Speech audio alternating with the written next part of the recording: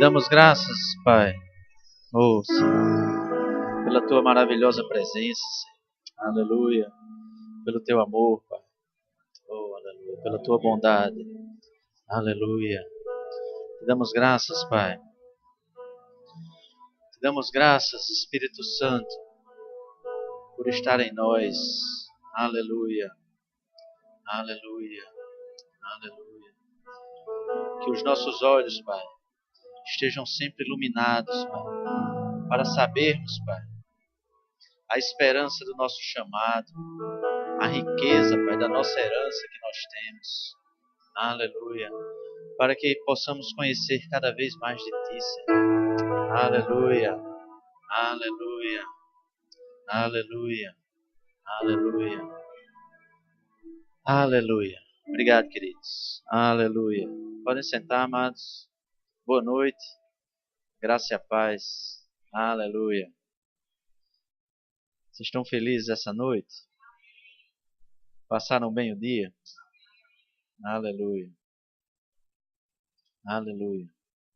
Nós temos algumas coisas para compartilhar nessa noite. Amém?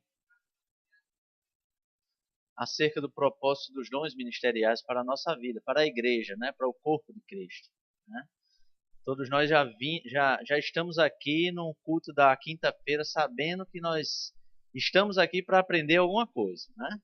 Não só para desfrutar da presença do Espírito, para desfrutar da presença do Senhor, mas para aprender do Senhor também. Né? Esse é o propósito no coração do pastor nesse culto, e os ministros que estão aqui na quinta-feira estão dentro do mesmo propósito, sempre dentro do mesmo propósito, amém? Aleluia. Queria que vocês abrissem comigo no livro de Efésios.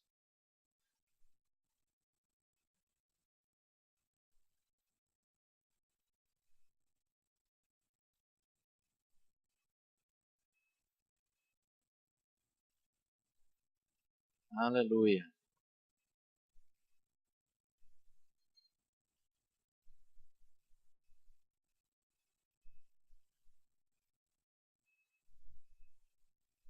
Então, no Efésios, no capítulo 1, no verso 1, ele começa assim: Paulo, apóstolo de Cristo Jesus, por vontade de Deus, aos santos que vivem em Éfeso, e fiéis em Cristo Jesus, graça a vós outros e paz da parte de Deus, nosso Pai e do nosso Senhor Jesus Cristo. Então, o livro de Efésios, já dá para a gente perceber que foi escrito para os Efésios. Né? Então, não resta dúvida a respeito disso.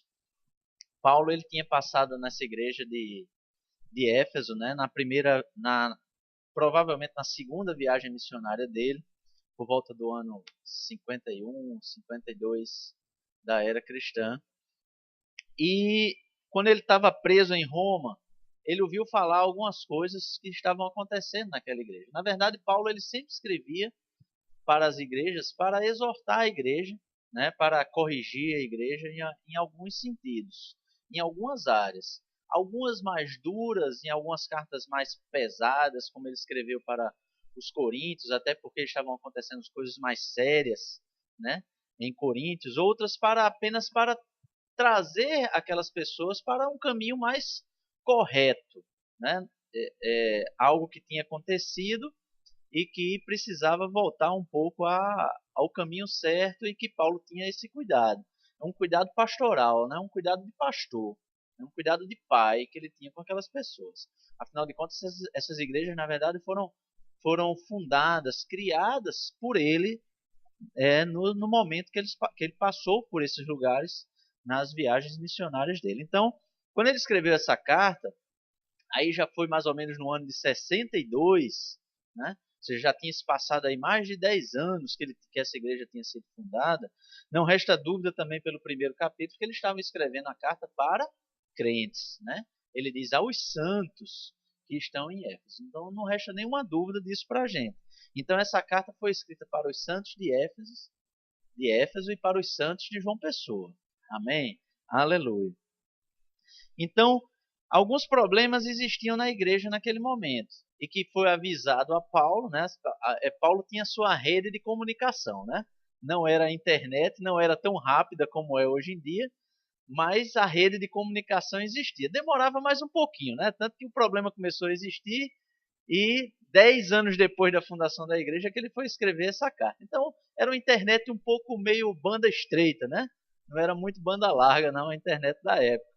Mas a vantagem é que tinha tempo de ser corrigido, né? Tinha tempo de ser corrigido. Ele escrevia, as cartas chegavam, as pessoas voltavam a trilhar aquele caminho correto. E problemas que existiam naquela igreja naquele momento estava mais ou menos em duas áreas. Então, existia uma tentação, digamos assim, deles voltarem ao paganismo, porque a igreja de Éfeso era uma igreja aqui naquela região da Ásia central, onde era predominantemente pagã, e as viagens missionárias de Paulo é que levou o cristianismo para lá, né? E eles, passado tanto tempo da ida de Paulo, a igreja foi desenvolvendo, mas aí ficava aquela vontade, né? Aquele pé no mundo, né? Como a gente chama hoje, aquela vontade de voltar àquilo que eles eram. Ou seja, saindo, se afastando da santidade que Deus exigia para as pessoas. Na verdade, para a santidade que Deus exige de nós, né, como santos. E também uma falta de unidade, tanto entre os gentios e os judeus. Porque apesar daquela região ali ser um pouco mais afastada da Judéia propriamente dita, onde a igreja nasceu, na região de Jerusalém, Israel, mas toda aquela região ali existiam habitantes judeus. Então, era uma região gentia, mas com habitantes judeus. Certo? Então, com o crescimento da igreja, sempre existia uma resistência dos judeus com os gentios, apesar da igreja, apesar dos pais da igreja pregarem diferente, desde aquele concílio, né, de Jerusalém, que a gente estuda no livro de Atos, onde eles disseram, não, a igreja está aberta para todos, para os gentios, para os judeus, para quem vier. A igreja é de todos. Mas esse problema estava existindo. Então, o objetivo dessa carta, na verdade, foi resolver esses problemas, trazer as pessoas para o caminho certo, resolvendo essa questão da santidade e resolvendo essa questão da unidade. Era importante resolver essa questão da unidade no meio deles. Então, Paulo explica no texto, Paulo vai explicar para nós que essa questão da unidade foi resolvida por Deus através do Espírito Santo por meio dos dons ministeriais. Amém? E a gente vai entender um pouco, e a gente vai entender bem isso aqui. Então, do capítulo 1 ao capítulo 3 do livro, então é uma parte bem doutrinária da carta, né? Então, Paulo vem explicando a vocação da igreja, vem explicando a redenção conquistada por Jesus Cristo. A gente pode ver aí no capítulo 1, no verso 13, diz assim: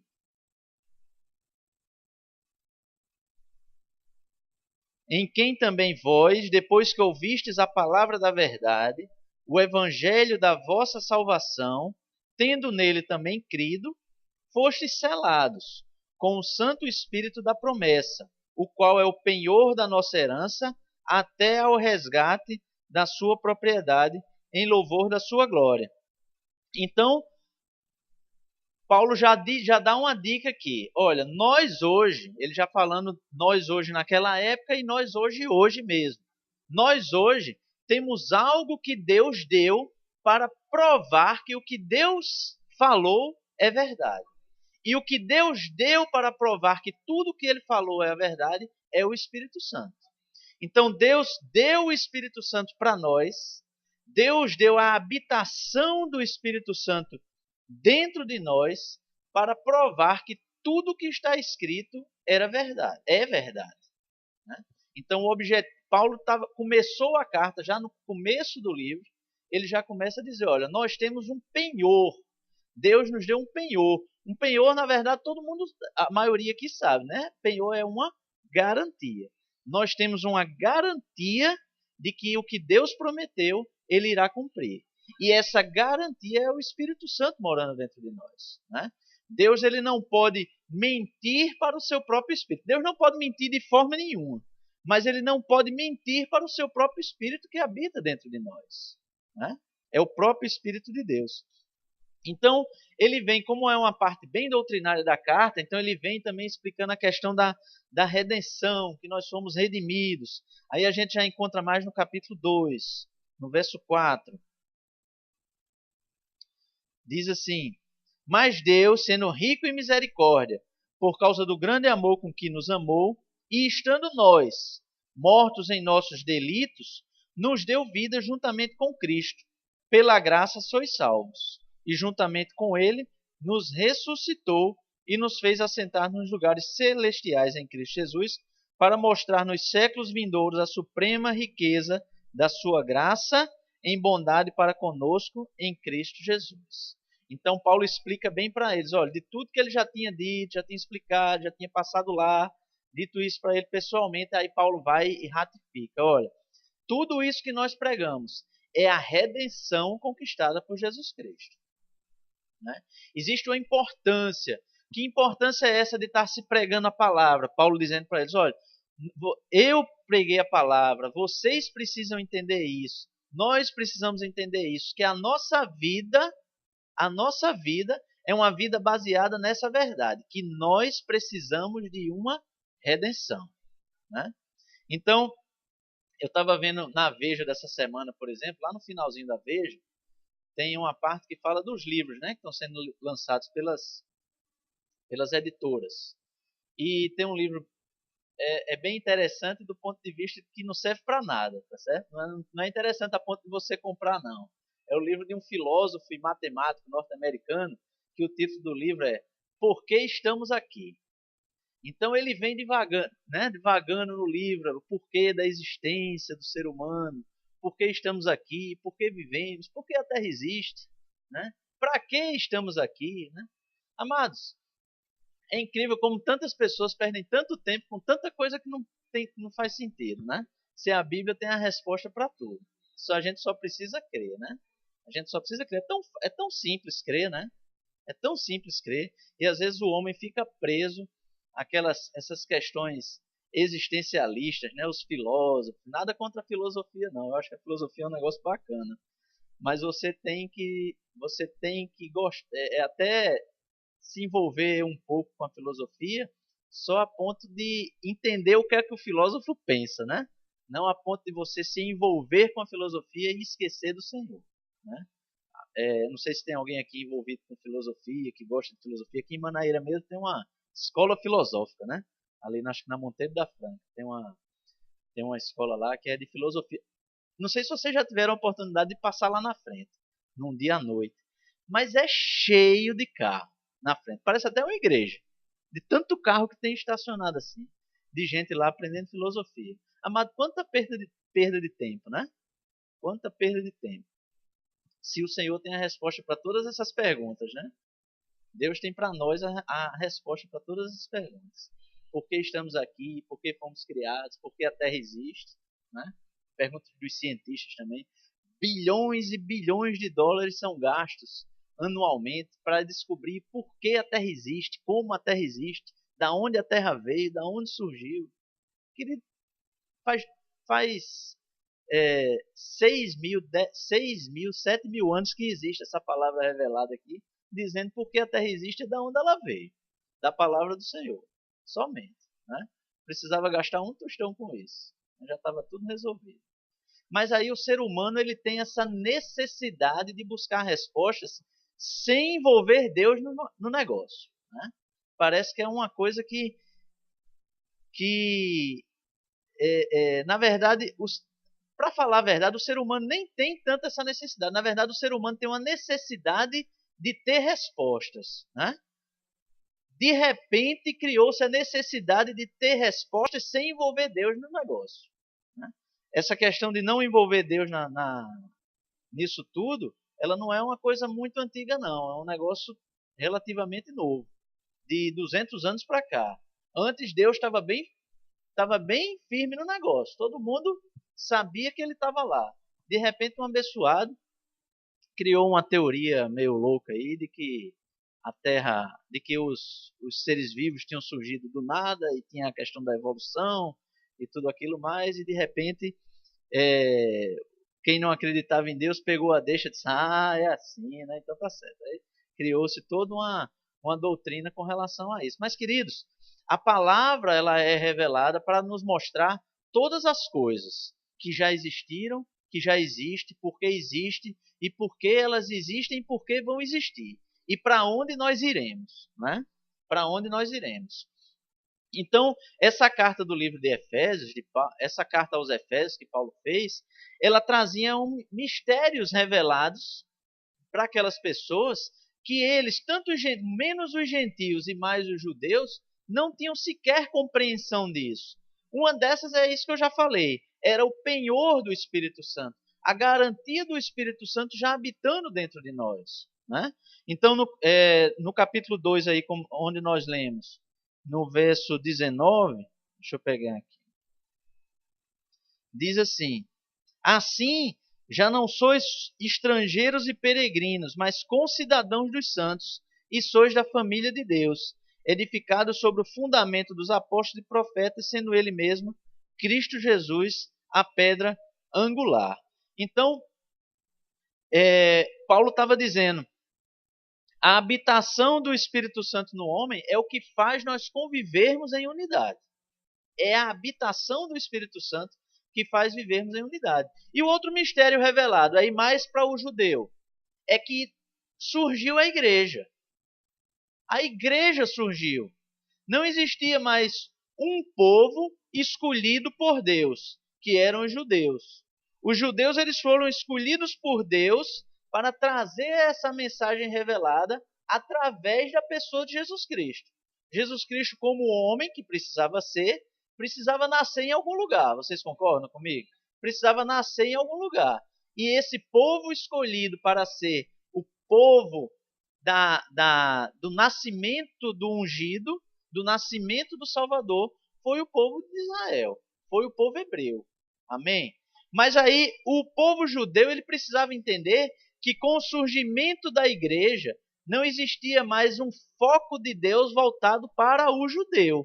Aos olhos de Deus, o que existiam agora eram aquelas pessoas que creram em Jesus.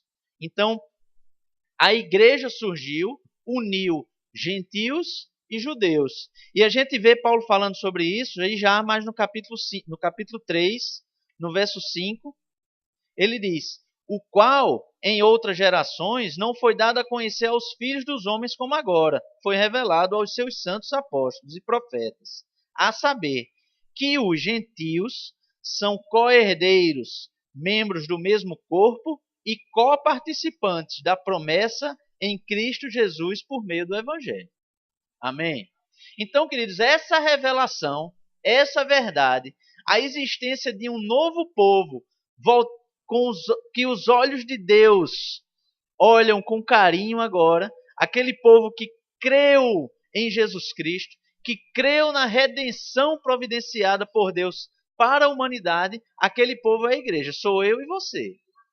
E é por causa dessa revelação que nós estamos aqui hoje. Né? Se não fosse isso, nós não estaríamos aqui. Se não fosse Deus mostrando, através do apóstolo Paulo, insistindo com os judeus. Ora, como eu disse, essa carta foi escrita mais ou menos no ano de 62. O concílio de Jerusalém, aquele lá onde eles se reuniram para dizer que os judeus agora faziam parte, já tinha sido bem antes. Né? Já tinha passado quase 10 anos também. Então, o que é que acontece? Tanto tempo se passou e judeus ainda insistiam no mesmo erro, de que os gentios poderiam não fazer parte do mesmo corpo. Não. Mas aí Paulo chamava a atenção novamente. Ora, os judeus são o povo escolhido de Deus agora através de Jesus Cristo.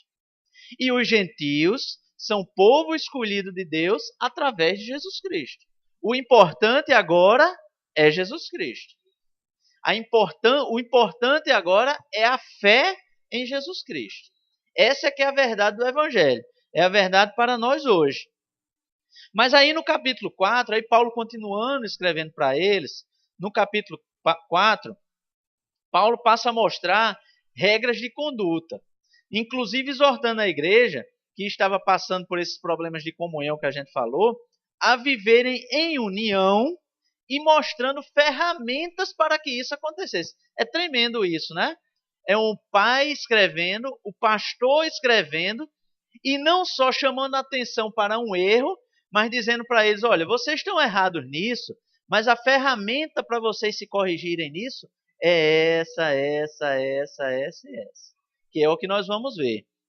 Né? Então, no capítulo 4, a partir do verso 1, Paulo diz assim, por essa causa, não, rogo-vos, pois eu, prisioneiro no Senhor, que andeis de modo digno da vocação que foste chamados, com toda a humildade e mansidão, com longanimidade, suportando-vos uns aos outros em amor, esforçando-vos diligentemente por preservar a unidade do Espírito no vínculo da paz.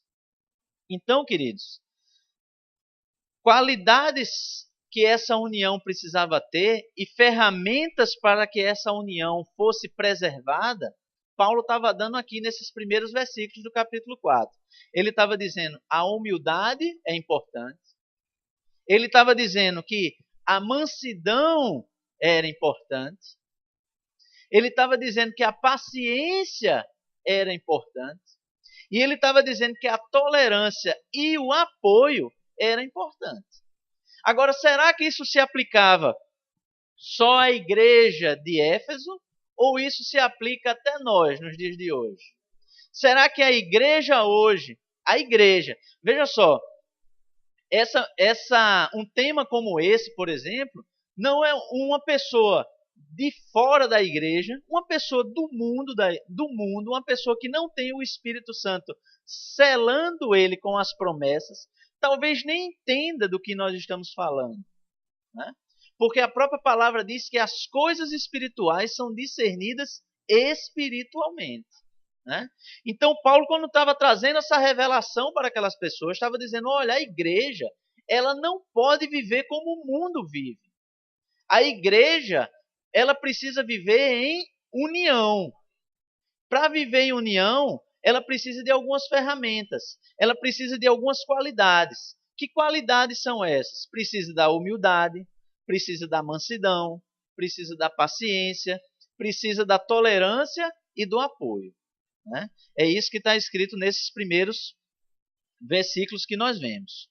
E ele continua, esforçando-vos diligentemente por preservar a unidade do Espírito no vínculo da paz. Então, queridos, veja só, quando Paulo usa essa expressão no vínculo da paz, Paulo estava sugerindo uma espécie de união muito diferente do que a gente pode imaginar.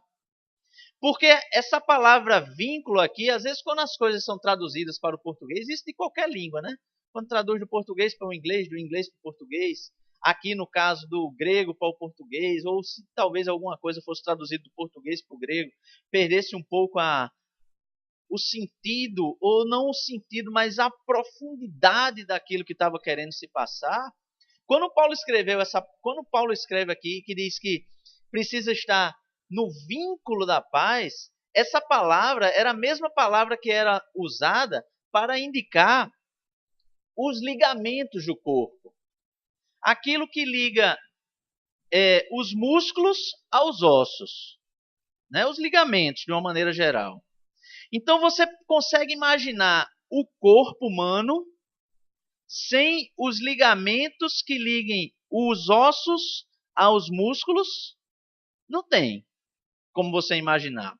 Se você for numa faculdade de medicina e você pegar um esqueleto daqueles que fica lá para a gente estudar o esqueleto, você vai ver que ele é cheio de pinozinho para segurar os ossos, para aquele esqueleto ficar lá todo armadinho, bonitinho. Por quê? Porque o que mantém o nosso esqueleto em pé são os ligamentos, ligando os ossos aos músculos. Né? É isso que mantém o corpo humano estruturado, o corpo humano em pé.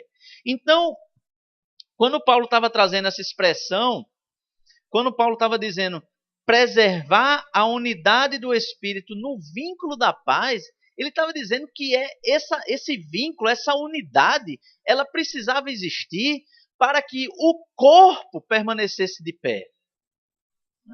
Para que o corpo não desabasse. para que o corpo não caísse. Por isso que era importante essa mensagem de Paulo. Por isso que era importante isso que ele estava trazendo, né? Essa mensagem de união, essa mensagem de que tivesse algo que pudesse sustentar a existência do corpo, né? A Bíblia diz que Cristo é o cabeça, do qual nós somos o corpo. Então, nós não podemos nos dar ao luxo de deixar a cabeça cair, né? Mas quem sustenta a cabeça, e não entenda isso como uma heresia do que eu vou dizer agora. Mas quem sustenta a cabeça é o corpo. Vocês concordam comigo? No nosso corpo, quem sustenta a cabeça aqui em cima é o nosso corpo. Se o corpo desabar, a cabeça desaba junto. Então, se Cristo é o cabeça e nós somos o corpo, se o corpo desabar, então a cabeça desaba junto. Ou seja, não é porque Cristo vai desabar, não é porque a redenção que Jesus Cristo conquistou vai desabar, mas é porque a mensagem que Cristo precisa levar para a humanidade vai desabar. Essa mensagem ela precisa do corpo de Cristo bem estruturado. Amém? Essa mensagem ela precisa do corpo de Cristo em pé, né? Em pé. E a descrição dessa união, Paulo continua no verso 4. Porque há somente um corpo e um espírito, como também fosse chamados numa só esperança da vossa vocação. Há um só Senhor, uma só fé, um só batismo, um só Deus e Pai de todos, o qual é sobre todos, age por meio de todos e está em todos. Então, queridos, Paulo, além de dizer o que é que o corpo precisava, a igreja precisava, para manter aquela unidade, ele ainda estava dizendo, chamando a nossa atenção para que unidade é essa. Afinal de contas, nós precisamos estar unidos em quê? Então ele diz que o corpo precisa estar unido em um espírito. O corpo, ele precisa estar unido em uma esperança do porvir, que é a vida eterna. O corpo precisa estar unido nessa esperança. Ele diz também que o corpo precisa estar unido em um só Senhor, Jesus Cristo. E ele diz que o corpo precisa estar unido em uma só fé. E ele continua: o corpo precisa estar unido em um só batismo. E por fim ele diz que o corpo precisa estar unido em um só Deus. Sabe, querido, essa importância de estarmos unidos em um só Deus é fundamental para que o corpo continue andando, para que o corpo não desabe. Porque, veja só, a pior doutrina que surgiu ao longo de todas as eras e todas as décadas, principalmente na Idade Moderna, mais, de Cristo para cá, digamos assim, ou dos séculos do crescimento da igreja para cá, é o universalismo. O que é isso? Que todos os caminhos levam a um Deus, a um Deus. Todos os caminhos levam a uma salvação, se é que se poderia chamar de salvação. Porque, na verdade, quem crê nisso quase não acredita que existe uma perdição. Na verdade, todos os caminhos levam a um lugar bom depois que a morte física chega. Mas sabe, quando nós estamos unidos em uma só esperança do porvir, que é a vida eterna, quando nós estamos unidos em um só Senhor, que é Jesus Cristo, e quando nós estamos unidos em um só Deus, nós entendemos que a única esperança é Jesus Cristo, por Deus, para conquistarmos a vida eterna, porque sem essa vida eterna que está dito na Bíblia que existe, a outra vida eterna é a morte, a outra, digamos assim, o outro destino eterno é a morte eterna, é o inferno. Então, as doutrinas que vão surgindo para dizer que qualquer caminho leva a um paraíso, né? No final das contas, ela é muito cômoda. Então você pode viver sua vida de qualquer jeito, que o destino já está garantido mesmo. não é verdade? E nós sabemos que essa não é a verdade. Por isso que o corpo ele precisa estar unido em uma só fé. Que fé é essa? Essa que Paulo cita aqui, né? Esses pontos da nossa fé que nós precisamos estar unidos. Sabe, queridos, agora isso mais modernamente ainda falando, né? A igreja, a própria igreja de Jesus Cristo, ou aqueles que se dizem igreja, vão criando cada dia mais novidades, né? Vão criando uma novidadezinha aqui, outra novidadezinha ali, e as verdades da palavra, né, elas vão se afastando um pouco. Que pena que nós não estamos hoje, eu não diria que pena, mas seria até bom que ainda que existisse, de repente, um Paulo ainda hoje que mandasse uma carta para as igrejas que vão se afastando e dissesse assim, olha, vocês estão se afastando, porque esse aí não é o caminho. Mas, na verdade, nós não precisamos que um Paulo escreva isso, porque o Paulo já escreveu isso, né? O que as igrejas precisam é se ater ao que está na palavra, mas o que os homens fazem é criar doutrinas dentro da doutrina, né? Cria uma doutrinazinha aqui, cria uma doutrinazinha ali, o importante é encher a igreja, né?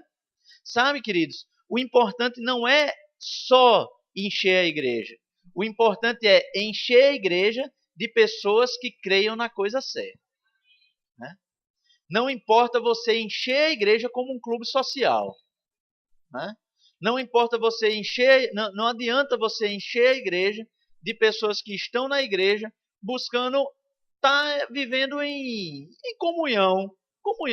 vivendo em comunhão com as outras pessoas, porque a igreja tem uma quadra poliesportiva. É uma bênção, né? Quando a igreja tem uma quadra poliesportiva, eu acho que deve ser bacana, porque você pode reunir as pessoas, principalmente os jovens, tem um lugar. Mas sabe, queridos, a igreja ela não é isso, né? A igreja é viver essa única fé que Paulo fala aqui.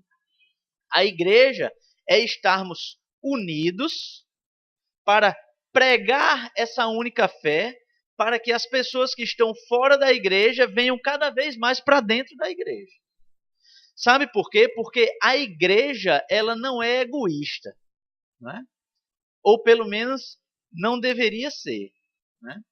Porque você é salvo, você não pode deitar em berço esplêndido, né? Como diz o hino nacional, esperando a sua eterna salvação, esperando Jesus Cristo voltar, né?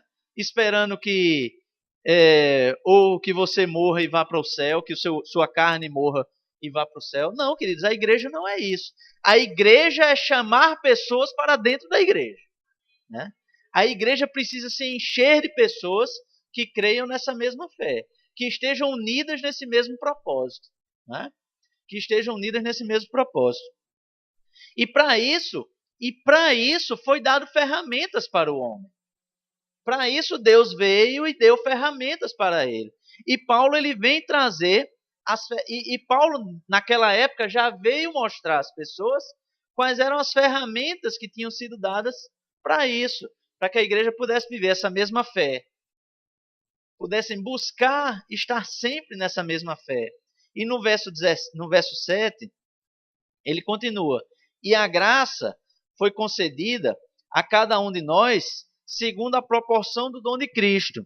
Por isso diz: quando ele subiu às alturas, levou cativo o cativeiro, concedeu dons aos homens. Ora, que quer dizer subiu?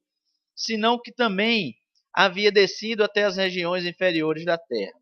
Aquele que desceu é também o mesmo que subiu acima de todos os céus para encher todas as coisas.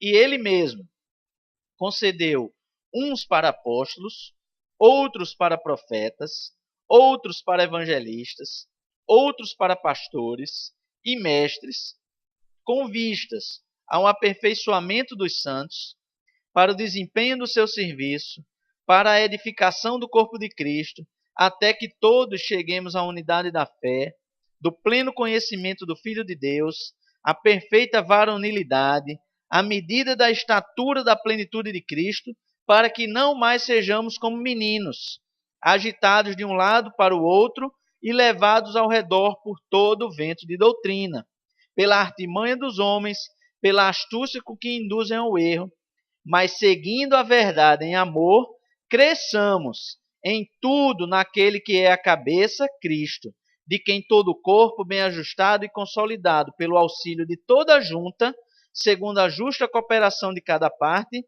efetua o seu próprio aumento para a edificação de si mesmo em amor.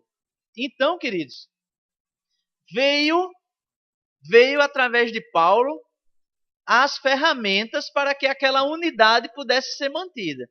Que ferramentas são essas? Os dons. Então, Deus, queridos, ele é bom. Todo o tempo, Deus é bom. Então, Deus não exigiria nada de nós que não tivéssemos ferramentas para poder conquistar, para poder conseguir aquilo que ele nos exige, né? Então, o que é que Paulo estava dizendo que Deus exige da igreja? Unidade. Deus exige unidade da igreja. É uma exigência boa. É uma exigência boa. Ele não está exigindo assim, olha, sem unidade vai todo mundo para o inferno. Não, não é isso que Deus está dizendo. Não existe um castigo eterno de Deus se a igreja não se mantém em unidade. Mas a igreja não se mantendo em unidade é perigoso. Porque a igreja não se mantendo em unidade, a igreja perece. E ele explica isso, né? Esses versículos que nós lemos, explica isso. Foi dado dons ministeriais para a igreja, para que essa igreja pudesse crescer. E os objetivos desses dons, ele vem dizendo, é o aperfeiçoamento dos santos para o desempenho do serviço. Aí ele diz também que os dons foram dados para a edificação do corpo de Cristo. E ele continua, dizendo que foi dado para que pudéssemos alcançar a unidade da fé. Foi dado também a alcançar o pleno conhecimento do Filho de Deus. Então, o que é que leva a igreja a alcançar o pleno conhecimento do Filho de Deus? Os dons ministeriais. É a existência do pastor, é a existência do profeta, é a existência do mestre, é a existência do evangelista, é a existência do apóstolo. São esses dons que levam a igreja a estar unida, que levam a igreja a estar edificada, que leva a igreja a alcançar o pleno conhecimento do Filho de Deus, Jesus Cristo. Amém? Então, queridos, é importante a gente entender isso, para a gente entender que os dons ministeriais, eles não passaram com o tempo. Você entende que a igreja nasceu logo depois que Jesus Cristo subiu aos céus. Digamos assim, a igreja nasceu no Pentecostes, que foi quando o Espírito Santo veio habitar dentro do homem, né? É o penhor que nós lemos, né? A garantia. Jesus disse assim, eu vou, mas vou enviar outro que é igual a mim, né? E ele enviou quem? O Espírito Santo. Veio habitar dentro de nós. Surgiu isso quando? No dia de Pentecostes. Então, quando Paulo escreveu essa carta, já tinham se passado quanto? Mais de 60 anos. Mais de 60 anos. Então, eu pergunto, por que mais de 60 anos depois os dons eram necessários e 2000 anos depois os dons não seriam mais necessários? Né? Por que eu estou dizendo isso? Porque alguns creem que alguns desses dons ministeriais já não existem mais. O profeta não existe mais, o apóstolo não existe mais, né? O mestre não existe mais. Não todos, né? Porque também se alguma doutrina achar que nenhum existe mais, aí também é demais, né? Mas o pastor, com certeza, esse não se acabou, né? Pastor, todo mundo acredita que ainda existe, o pastor existe, terminou o seminário evangélico, pastor. Não importa se a pessoa tem chamado, não tem chamado, terminou, é pastor. Então, na verdade, amados, os dons eles foram dados por Cristo. Os dons eles são manifestados por Cristo. Toda a igreja possui os dons, toda a igreja possui os dons em operação, mas não é todo crente que está dentro da operação de um desses dons. Amém? Dentro da igreja de Cristo hoje, existe a operação do profeta, existe a operação do pastor, a operação do mestre, do evangelista e do apóstolo. Mas nem todo crente está inserido no contexto de um desses dons. Porque aí eles não iam edificar o restante da igreja, né? Se todo mundo tivesse pronto para edificar a igreja, ia ser uma bagunça, né? Todo mundo já é espiritualmente desenvolvido para edificar a igreja também não dá, né? Então, precisa da manifestação, precisa da operação dos dons ministeriais para que a igreja se edifique, para que a igreja cresça, para que a igreja chegue ao conhecimento do Filho de Deus. E ele diz mais, que a igreja chegue à maturidade, para que a igreja se torne madura, para que a igreja não diga bobagem, né? Para que a igreja não crie bobagens, para que a igreja não crie doutrinas que não levam a nada, né? E ele continua, por que a maturidade? Ele diz, para não sermos enganados por doutrinas de homens. É para isso que os dons ministeriais existem, para que nós não sejamos enganados por doutrinas de homens. Amém? Então, o objetivo final dos dons, ele continua no verso 15. Ele diz, mas seguindo a verdade em amor, cresçamos em tudo naquele que é a cabeça, Cristo, de quem todo o corpo, bem ajustado e consolidado pelo auxílio de toda a junta, segundo a justa cooperação de cada parte, efetue o seu próprio aumento para a edificação de si mesma em amor. Então, os dons ministeriais, queridos, ele é dado para a edificação e para o aumento da igreja. O que é que Paulo estava dizendo? Olha, vocês que são igreja, vocês não têm que estar contentes com essas pessoas que estão aí hoje dentro da igreja, não. Vocês precisam buscar o aumento da igreja. Vocês precisam buscar que pessoas estejam inseridas dentro da igreja. Vocês entendem que são duas coisas diferentes? A edificação do corpo e o aumento são duas coisas. Edificar é de quem já está dentro. E aumentar é trazer quem está fora para dentro. E isso quem produz são os dons ministeriais. Tanto aí digamos assim, está inserido a figura do apóstolo, que vai, né, que é enviado para começar obras, para começar igrejas.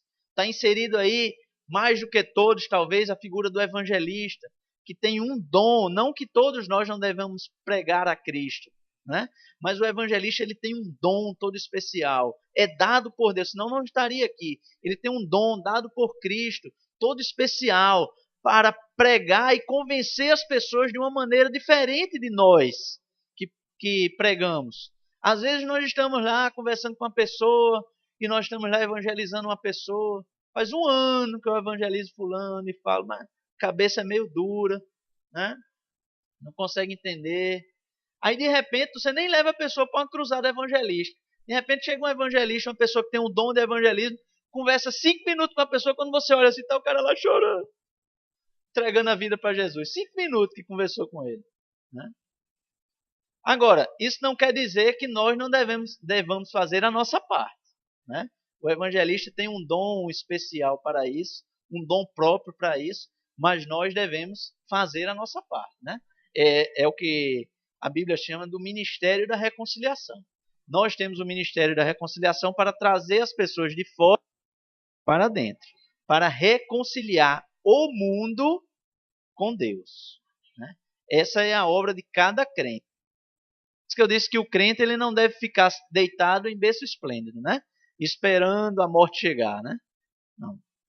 O crente ele não deve ficar esperando a morte chegar. O crente ele deve estar ansioso para que outras pessoas estejam dentro do corpo de Cristo, para que o destino eterno, a morte eterna não o alcance. Queridos, às vezes a gente, eu não sei, eu acho que às vezes talvez é até uma defesa nossa, uma defesa da nossa mente, eu acho, do nosso espírito, de não se entristecer demais com isso, porque senão acho que a gente até enlouquecia. Mas se você parar para pensar, todas as pessoas que você tem, conhecidas suas, amigos seus, parentes seus, pessoas queridas, pessoas que você ama e que você sabe que morreu sem Cristo, e que você sabe que essas pessoas morreram sem Cristo, e você sabe que agora não há mais esperança para elas, não entristece. Entristece demais. É por isso que eu digo que eu acho que existe até uma proteção em nós, na nossa mente, porque senão a gente enlouqueceria, né? Nós nos entristecemos demais quando a gente lembra, fulano morreu sem Cristo e agora não tem mais jeito. Ou a pessoa crê enquanto está viva, ou não tem mais jeito. Sabe, queridos, a gente deve ansiar a volta de Jesus à Terra. A gente deve ansiar que a igreja seja arrebatada, para que a tribulação comece. Você pode estar dizendo assim, não, mas isso é um absurdo, Vinícius. Por que você está dizendo isso? Querido, sabe por quê? Porque quem morrer hoje não tem mais esperança. Mas depois que a igreja for arrebatada e que começar todo o processo de tribulação, você não acha que vai ser mais fácil para aquelas pessoas que estão vivas acreditar nessa palavra aqui? Vai ser fácil acreditar. Vai ser penoso para ele, porque a Bíblia diz que quem crê durante a tribulação vai penar. Vai penar. Mas você sabe que vai ser melhor penar durante a tribulação do que perder a salvação. Né? Então, nós devemos ansiar por isso, queridos. Nós devemos ansiar por encher a igreja, por povoar o reino dos céus, né? Por estar trazendo o povo para dentro. Mas devemos também estar ansiosos pela volta de Jesus à Terra, né? Para que seja até mais fácil dessas pessoas crerem na palavra. Eu sei que aí a gente já entraria em outro assunto, né? Mas eu sei que vai haver um espírito de engano na terra nesse período, né? O espírito do anticristo vai reinar na terra nesse período. E que muitas pessoas vão continuar sem crer. Mas, queridos, a Bíblia vai estar sendo escancarada quando Jesus Cristo voltar, né? Escancarada. Apesar do espírito do anticristo enganar muitas pessoas, mas não vai haver explicação para, sei lá, quantos bilhões de pessoas de repente vão desaparecer da face da terra, né? Com o arrebatamento. Você fica imaginando que explicação natural poderia ser dada para um evento desse. Eu, particularmente, não vou estar aqui para ver, mas não consigo nem imaginar que explicação natural poderia ser dada para um evento desse. Por isso que eu digo que a Bíblia ela é escancarada com o arrebatamento da igreja, né?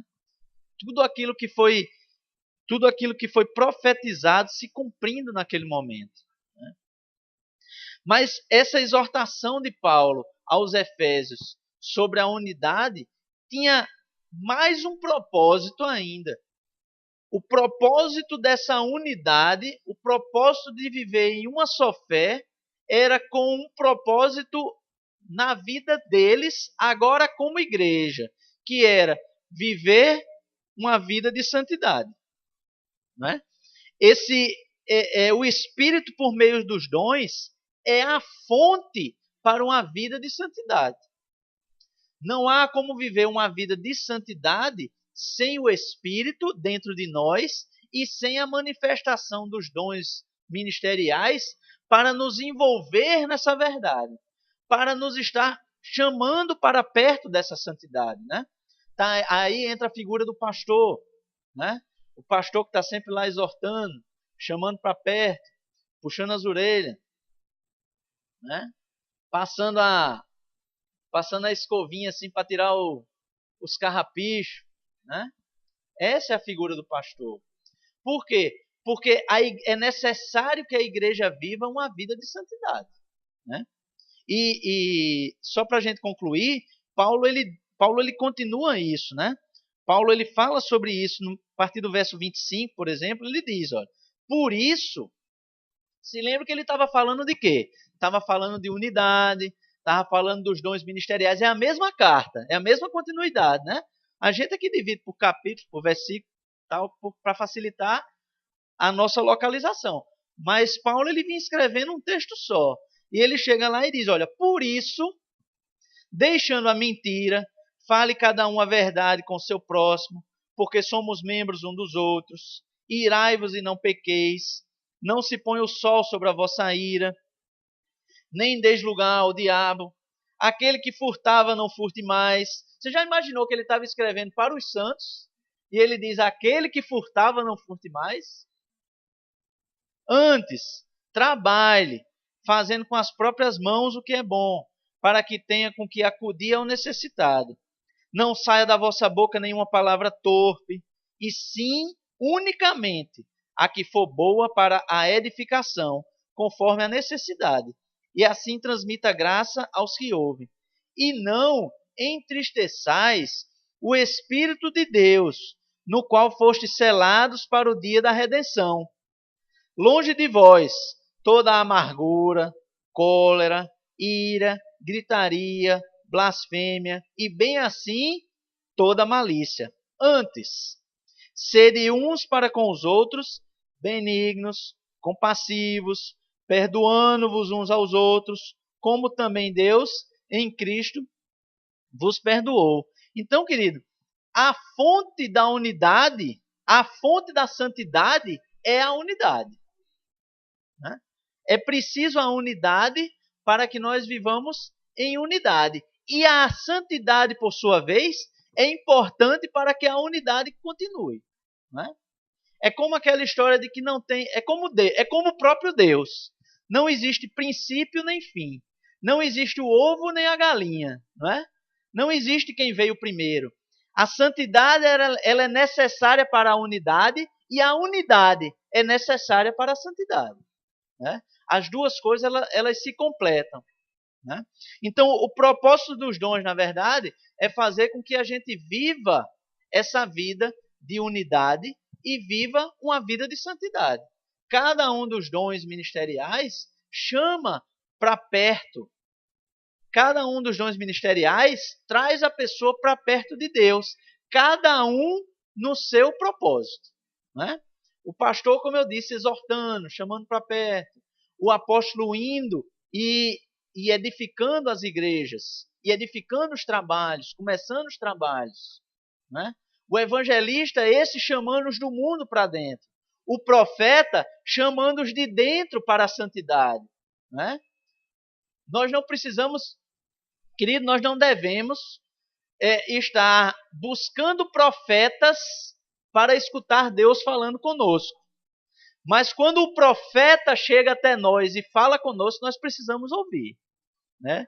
Nós precisamos estar atentos. Sabe, querido? Deus ele é longânimo, né? Deus ele é paciente, ele é tardio em se irar. Mas não é se irar contra nós, é se irar contra o pecado, na verdade. Né? Aí para isso surge a figura do profeta. Né? Às vezes nós escutamos, o profeta chega de fulano, está vivendo assim, assim, assim. O profeta não vai expor a sua vida. Uma vez ou outra, né?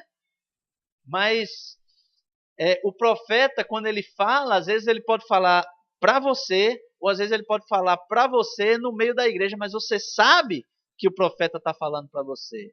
E você sabe que é Deus falando com você para você mudar os seus caminhos errados. Né? Para você mudar os seus caminhos errados. Para que o julgamento do pecado não venha sobre a sua vida. Sabe, queridos? Aí também já é outra história, já é outra ministração, mas nós precisamos viver essa vida de santidade, voltando sempre para o caminho certo, para que uma vida não comece de pecadinho em pecadinho e se torne pecadões e pecadões e que nos afaste de Deus. Né? Porque a graça de Deus é para que nós sejamos salvos. Mas, infelizmente, a gente pode abdicar dessa graça. Né? Mesmo depois de já ter conquistado. Mas aí já é outro assunto. Né? Aleluia. Vamos ficar em pé? Aleluia. Pai, nós te agradecemos, Senhor. Nós te agradecemos pelas manifestações do teu Espírito, Pai. Pelos dons, Pai, disponíveis a nós, Pai. Pela tua presença, Pai, no meio da igreja, pela tua presença no meio do povo, pela tua presença, Pai, no meio daqueles, Pai, que te buscam cada vez mais. Te damos graças, Espírito Santo, por tu estás no meio de nós. Mas mais ainda, Espírito Santo, te damos graças por você habitar dentro de nós. Obrigado por estar sempre nos chamando para perto, por estar sempre nos consolando, por estar sempre nos exortando para estarmos vivendo uma vida perto da santidade de Deus. Obrigado, Senhor, pelas tuas misericórdias, porque se renovam a cada manhã. Obrigado, Pai. Obrigado, Senhor, pelo teu imenso amor para com a igreja. Te damos graças, Senhor. Te damos graças, Pai. Aleluia. Te damos graças, Senhor. Aleluia. Em nome de Jesus te agradecemos. Te agradecemos porque tudo podemos. Porque os nossos olhos estão cada vez mais abertos para entendermos, para compreendermos a esperança que temos em você, Senhor. Oh, Pai, te agradecemos pelo teu amor sempre revelado. Te agradecemos, Pai, pelo teu amor sempre exaltado. Oh, Pai, te agradecemos, Pai, porque podemos cada dia mais dar passo atrás de passo, Senhor, indo, Pai, em direção à tua santidade, indo em direção à tua verdade, Senhor, passo após passo, Senhor, indo em direção, Pai, ao nosso destino eterno, Pai, que é a Nova Jerusalém. Te agradecemos, Pai, por essa verdade revelada a nós. Te agradecemos porque temos essa verdade revelada a nós. Oh, Pai, obrigado. Obrigado, Pai, pelo teu Espírito. Obrigado, Pai, porque podemos viver essa vida de santidade por meio do Espírito que em nós já habita. Aleluia, aleluia, aleluia. Existe alguém no nosso